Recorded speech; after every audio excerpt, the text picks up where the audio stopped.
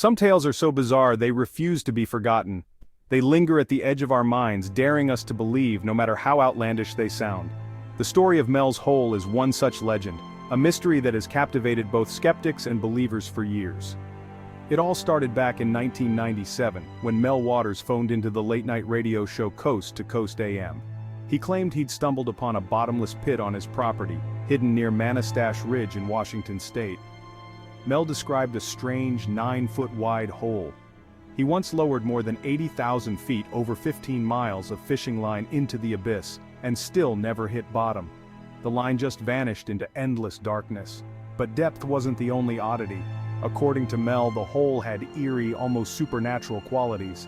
He recounted how a dead dog tossed into the pit was later seen alive, roaming the woods as if nothing had happened. Stranger still, radios placed near the hole would pick up music and voices, even when switched off. It was as if the pit was a gateway to another realm, or another time. Here, the impossible seemed possible, a portal to the unknown, defying all logic and natural law.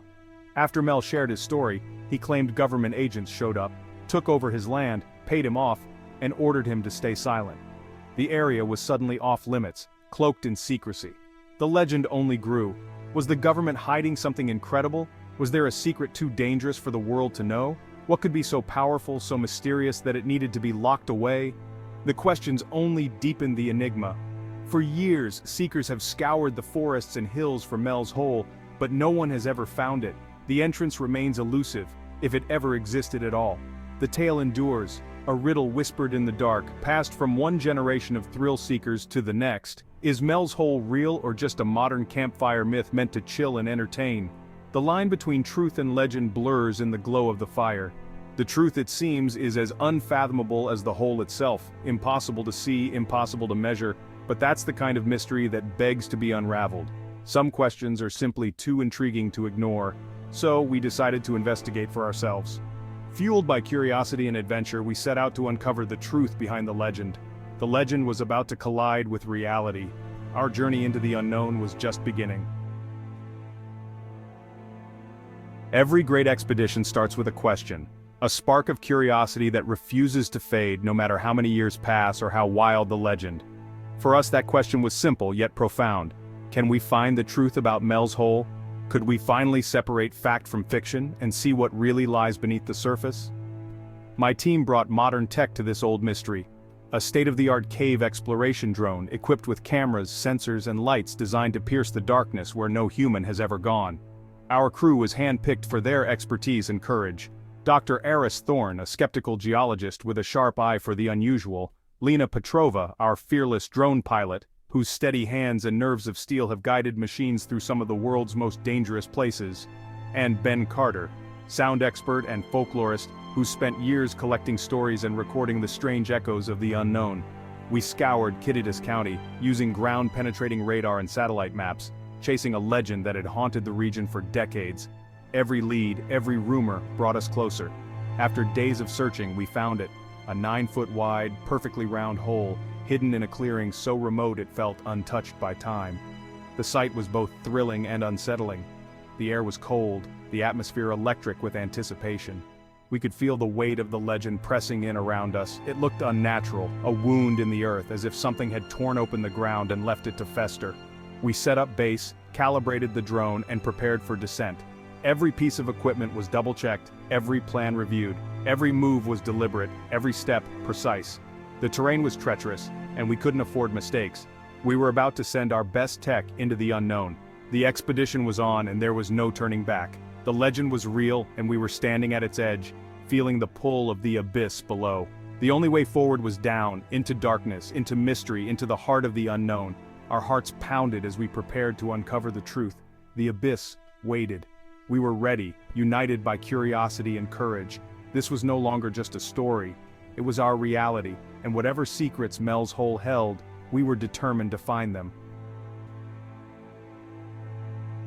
The drone, Orpheus, was ready, equipped with HD cameras, LED lights, sonar, and sensitive microphones. Lena, calm and focused, piloted Orpheus over the pit's mouth. The screen showed jagged rock, then pure blackness. "We're going in," Lena said, and Orpheus began its descent. The first 1,000 feet looked like volcanic rock, Dr. Thorne's geology textbook stuff. But the shaft was perfectly circular, a straight vertical drop. The altimeter ticked down, 500, 1,000, 1,500 feet. The deeper we went, the more the darkness pressed in. The drone's lights barely pierced the void.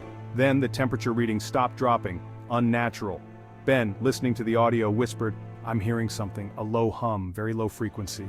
A chill ran through us. The point of no return was behind us. We were committed. The unknown was calling. We answered. 2,000 feet down, the rock walls changed, smooth, glossy, as if melted into black glass. Dr. Thorne stared, stunned. "Impossible, this is vitrified rock!" The drone's lights reflected off the walls in warped patterns. Then shadows began to move, shifting, writhing, always just out of view. Lena's voice was tight. "Are you seeing that?" We all saw it. The hole felt alive. Ben's face went pale. The hum's louder, and there's clicking, like a code or language. The sound was both organic and mechanical, echoing up the shaft. At 5,000 feet, the walls were covered in geometric carvings, lines and circles, precise and ancient. Dr. Thorne was speechless. This was no natural formation. The clicking grew louder, coming from below. We were descending toward something. The abyss was revealing its secrets, one layer at a time. Every instinct screamed to turn back, but we pressed on. The legend was becoming terrifyingly real. We were not alone. The pit was watching. Pit. Tension gripped us as Orpheus plunged deeper. Lena's hands trembled on the controls. The drone's compass spun wildly, magnetic interference. Ben listened, transfixed. The clicking. It's a pattern, not random, like a language. The hum now had a voice-like quality, moaning, guttural, almost alive. We were explorers, but also intruders. The deeper we went, the more it felt like we were violating something ancient. The hole was no longer just a mystery, it was a presence. We could feel it watching us. The air in the tent was cold, but sweat beaded on our brows. Should we even know what's down there? We had crossed a threshold. The abyss was changing us. And it wasn't done yet. Past 10,000 feet, our minds raced for answers.